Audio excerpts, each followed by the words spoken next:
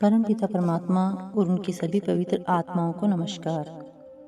संसार की सबसे बढ़कर अनमोल वस्तु सतगुरु है। हीरे जवाहरात कितने ही कीमती क्यों न हो, आखिर नाशवान ही हैं। उनकी प्राप्ति जड़ पदार्थ की प्राप्ति है।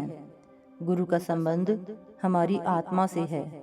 सच्चे गुरु की शरण हमें 84 के बंधनों से सदा के लिए आजाद करके परमात्मा बना सकती है, जबकि अधूरे और पाखंडी गुरु की शरण जीवन का अकाज करके उसे घोर नरकों का अधिकारी बना सकती है। गुरु साहिब कहते हैं कि जीव का पूर्ण सतगुरु से मिलाप भी परमपिता परमात्मा की दया मेहर से होता है, और उस पर विश्वास भी उस दयालु प्रभु की अपनी दया से आता है। लेकिन फिर भी जीव को गुरु धारण करने में सावधानी से काम लेना चाहिए। इस कार्य में जल्दी नहीं करनी चाहिए और ना ही भेड़ चाल से काम लेना चाहिए। संसार कपटी गुरुओं से भरा पड़ा है और सच्चे प्रेमी शिष्य भी आम नहीं मिलते। न तो शिष्यों के अंदर सच्चे परमार्थ और आत्मा के कल्याण की सच्ची चाह है, और न ही गुरुओं में सच्चा ज्ञान और रूहानी पहुंच है। गुरुओं के अनेक प्रकार के बाहरी दिखावे और करामाती शक्तियों की झलकें शिष्यों की आंखों को चौंधिया देती हैं। उनके अंदर न निर्मल परमार्थ की तड़प है और न ही उनको सच्चे महात्मा की खोज है। वे लोग वेग के साथ सांसारिकता में बह जाते हैं। उनमें परमात्मा से मिलने की इच्छा बहुत कम और संसार की इच्छाओं तृष्णाओं की पूर्ति की लालसा बहुत ज्यादा है। वे परमात्मा की प्राप्ति के लिए गुरु धारण नहीं करते।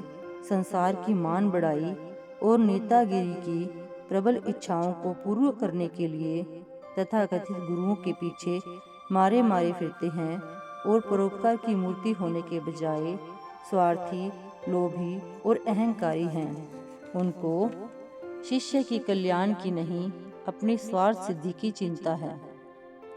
जो व्यक्ति खुद सत्पुरुष का रूप नहीं है, वह कभी किसी हालत में जीव को सत्पुरुष से नहीं मिला सकता, और कोई जीव कभी मन बुद्धि के द्वारा पूर्ण गुरु की पहुंच और सामर्थ्य का अनुमान नहीं लगा सकता। फिर भी जीव को गुरु की खोज सच्चे हृदय से करनी चाहिए, और गुरु धारण करने में भी पूरी सावधानी से काम लेना चाहिए। पूरा गुरु शब्द स्वरूपी, शब्द अभ्यासी और शब्द मार्गी होता है। जिज्ञासु के लिए यह पहचान कर पाना संभव नहीं है कि गुरु शब्द स्वरूपी है कि नहीं, पर यह पहचान हर जिज्ञासु आसानी से कर सकता है कि गुरु शब्द मार्गी है कि नहीं। जो व्यक्ति परमात्मा की प्राप्ति के लिए सूरत शब्द की अंतर्मुख साधना के बजाय किसी दूसरे साधन का प्रचार करता है, वह पूर्ण गुरु नहीं है।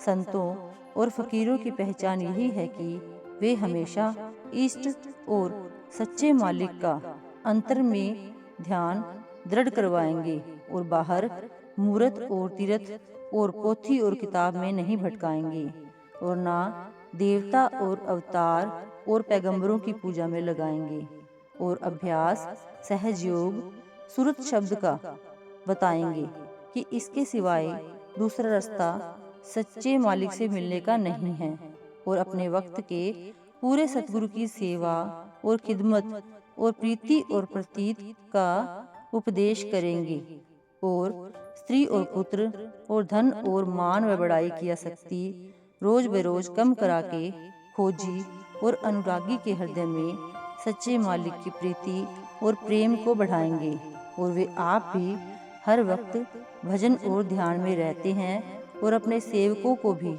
इस काम में लगाते हैं। गुरु साहिब कहते हैं कि पूर्ण सतगुरु शब्द स्वरूपी, शब्द अभ्यासी और शब्द मार्गी होता है।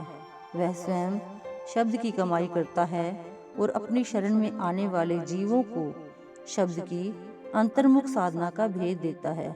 जो व्यक्ति जीवात्मा को सुरत शब्द की कमाई के बजाय जब तक पूजा पाठ, दान पुण्य, तीर्थ व्रत आदि किसी भी प्रकार के बाहरमुखी साधनों में लगाता है, वह पूर्ण गुरु नहीं है। गुरु की जाति, मजहब, मुल्क, पहनावे आदि की ओर नहीं जाना चाहिए।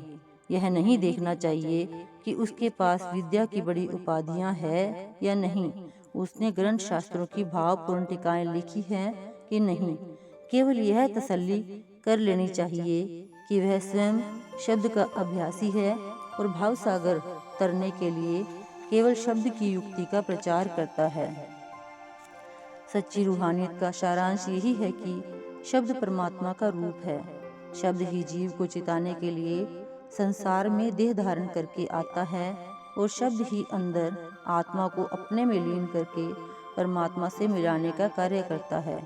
गुरु साहिब फरमाते हैं कि सतगुरु का असली स्वरूप शब्द है और शिष्य का असली स्वरूप सूरत है। देह दोनों के लिए साधन मात्र है।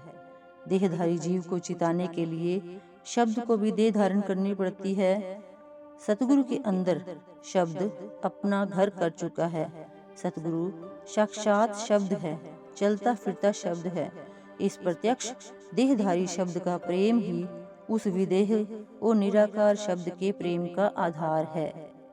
Thank you.